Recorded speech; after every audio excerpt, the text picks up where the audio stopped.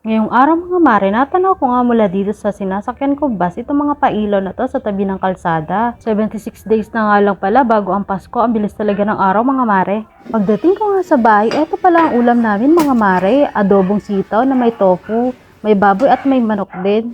Hala, sige, halo-halo na yan kahit ano na lang.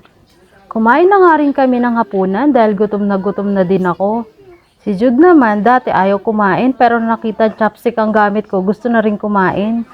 Meron nga ako dati na panood mga mare, ang sabi niya kapag daw walang ganang kumain ng kanyang anak, gumagamit lang siya ng chopstick para malibang ito. Mukhang effective din naman dito kay Jude. Masarap tong pagkakaluto sa sitaw mga mare, paborito ko to, itong sitaw na adobo. Kaya naman kumain na rin kayo mga mare, sabayan nyo na kami dito. Ayaw.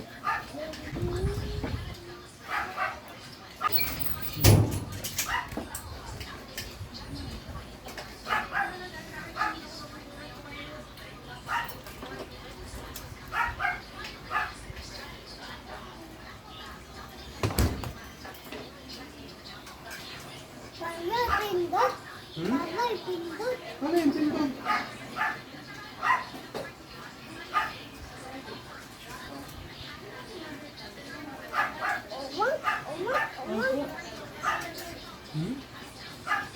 Ay na boss.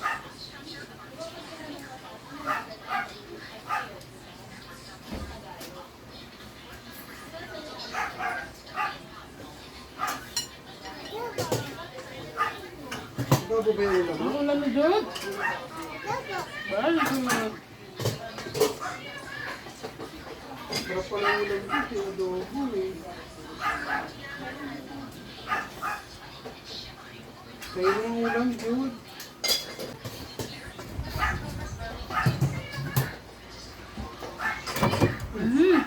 Cool!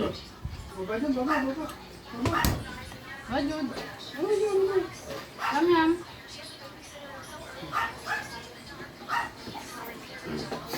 Sikirisin ka. Mahulog.